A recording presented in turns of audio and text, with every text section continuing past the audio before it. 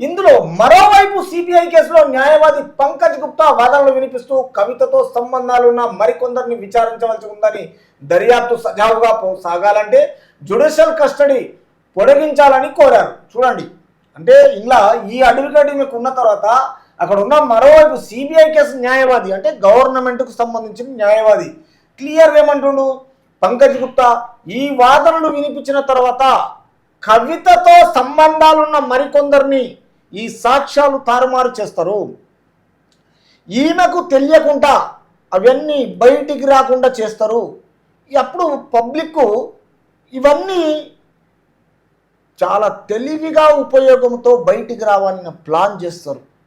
తర్వాత ఈ సాక్ష్యాలు కింద మీద అయిన తర్వాత ఎవరు నేరం చేసినో బయటపడకుండా వాళ్ళు సగ్గుమని లోపలనే ఉండిపోతారు. ఈమెకు అకౌంట్ పరంగానా ఇల్లీగల్గానా ఈమె సంపాదించిన డబ్బులు ఎక్కడుంటాయి, తర్వాత ఆస్తులు ఎక్కడుంటాయి, ఆ డబ్బులతో ఏం చేసిండ్రు, వీళ్ళ స్టేట్మెంట్ ఏంది, వీళ్ళ పాన్ కార్డ్ ఏంది, వీళ్ళ ఐటీ రిటర్న్స్ ఏంది, వీళ్ళ ఆస్తులు ఏంది, వీళ్ళు ఎమ్మెల్సీ చేసిన తర్వాత ఒకసారి 2014లో నిజామాబాద్కి వెళ్ళి గెలిచినప్పుడు ఏంది, వాళ్ళ అఫిడవిట్ ఏంది, తర్వాత ఇప్పుడు ఎమ్మెల్సీగా అఫిడవిట్ ఏంది, ఇవన్నీ క్లారిఫికేషన్ చేసుకున్న తర్వాత డిపార్ట్మెంట్కు పాన్ కార్డుతో లింక్ ఉన్నది కాబట్టి ఇవన్నీ బయటపడతాయి.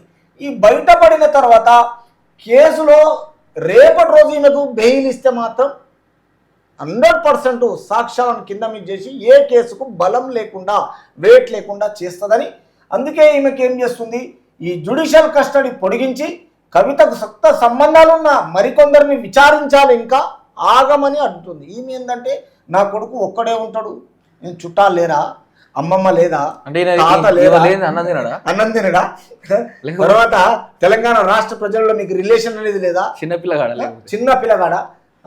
ఏంది చెప్పింది నాకు అదే అర్థమైతే లేదు. తర్వాత ఈ విధంగా ఈమె వేసింది. ఇక క్లియర్ ఏమంటున్నది ఇక్కడ కోర్టు ఇక్కడ న్యాయవాది నితీష్ రాణా వాదనలు వినిపిస్తూ కుటుంబ సభ్యులు కవితతో 15 నిమిషాలు మాట్లాడడానికి అనుమతించాలని కోరారు. అంటే ఆమెకి ఎప్పుడైతే కోర్టు దగ్గరికి వెళ్ళిన తర్వాత ఆమెను కలవడానికి ఒక లెటర్ ఇస్తారు, కలవడానికి ఆ లెటర్ ఇచ్చిన తర్వాత గవర్నమెంట్కి ఒక టైం ఉంటుంది. ఆమె మాత్రం ప్రత్యేకంగా నేను మాజీ సీఎం బిడ్డను, తెలంగాణ రాష్ట్రం అది, మాకు 15 నిమిషాలు మాట్లాడడానికి అనుమతించాలి ఆమె అడగడం చూడ ఎట్లుంటుంది. తర్వాత కోరారు, కోర్టు లాకప్లో పిటిషనర్ భర్త తీసుకొచ్చిన ఆహారాన్ని అనుమతించాలని విజ్ఞప్తి చేశారు. చూసావా, ప్రజెంట్ సీఎం ఢిల్లీ మన కేజ్రీవాల్, ఆయనకే దిక్కు లేదు, మాజీ సీఎం బిడ్డ అయితే ఏమైతే చూసినావా, కరెక్ట్ చెప్పాడు. ఎందుకంటే నరేష్, ఒక ఢిల్లీ భారతదేశానికి అత్యున్నత మహారథులున్న పెద్ద ఢిల్లీకే ఒక మాజీ ఎవరు అధికారంలో ఉన్న చీఫ్ మినిస్టర్ని లోపల పెట్టారు లిక్కర్ కేసులా. ఇప్పుడు నువ్వు ఒక ఎమ్మెల్సీ కావు, ఒక ఎమ్మెల్యే కావు, ఒక మినిస్టర్ కావు, మీ అయ్యా సీఎం గినే కాదు, ఓడిపోయిన పార్టీ తీసుకొచ్చి నిన్ను తీసుకుపోయిన తర్వాత ఈ రోజు నువ్వేం అడుగుతున్నావు, 15 నిమిషాలు మాట్లాడడానికి అనుమతి కోరాలంటావు. తర్వాత మీ ఆయన జైలుకి వచ్చిన తర్వాత పిటిషనర్ భర్త తీసుకొచ్చిన ఆహారాన్ని అనుమతించాలంటావు. అట్లా ఇప్పుడు ఆ జైల్లో చాలా మంది ఖైదీలుగా ధృవీకరించిన తర్వాత అందరు ఏం తింటారు, మనమది తినాలి. నువ్వు ఇచ్చిన సాంప్రదాయానికి తర్వాత రాజ్యాంగానికి నువ్వు ఒక ధైర్య సాహసాలతో న్యాయపూర్వకంగా ఉన్నట్టయితుంది. కానీ నువ్వు ఇట్లా తీసుకుంటే నీకు నచ్చినట్టు నలుగురు ప్రజలు ఏమంటారు, కవితకు ఒక న్యాయమా, వేరే వాళ్ళకు ఒక న్యాయం అంటారు. అలాంటివి నువ్వు ఇంకా నీ కుటుంబాన్ని బ్లేమ్ చేస్తావు. అంటే తండ్రి జీన్స్ వచ్చినాయి కదా, ఆ విధంగా తండ్రి బిడ్డలు. ఎందుకంటే ఇప్పుడు నేను తెలంగాణలో మొత్తం కల్వకుంట్ల కుటుంబంలో ఈమె ఒక మెయిన్ వికెట్ పడిపోయింది.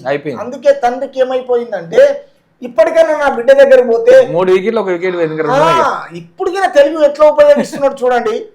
ఈ రోజుగా నా బిడ్డ దగ్గర పోతే బిడ్డ దగ్గర పోకుండా నేను పార్టీ గురించే ఆలోచన చేస్తున్నా, బిడ్డనే చూడలేదు, నేను ప్రచారం చేస్తున్నా, నేను బస్సు యాత్ర మొదలు పెట్టినా అంటే పార్టీ నాకు ముఖ్యము, ప్రజలు నాకు ముఖ్యము. అంటే ఓడిపోయినాక బస్సు యాత్ర పెట్టాడు, ఓడిపోయినాక బస్సు యాత్ర పెట్టాడు. అంతకుముందు ఎందుకు పెట్టొద్దు, అంతేగా.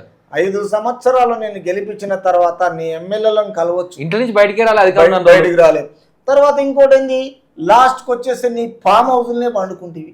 ఈ రోజు గెలిచిన కాంగ్రెస్ పార్టీని జనాలు అడుగుతారు, ఒక రోజుకు 18 గంటలు పనిచేస్తున్నాడు, రోడ్ షోలు, కార్నాలు షోలు, బహిరంగ సభలు పెట్టి ఈరోజు ఆయనకు ఉన్న హైకమాండ్ తోటి కేరళ అంటే పోతున్నాడు, ఒక జీతగానిగా పనిచేస్తున్నాడు. మరి గప్పుడు అట్లుంటే ఓడిపోనా?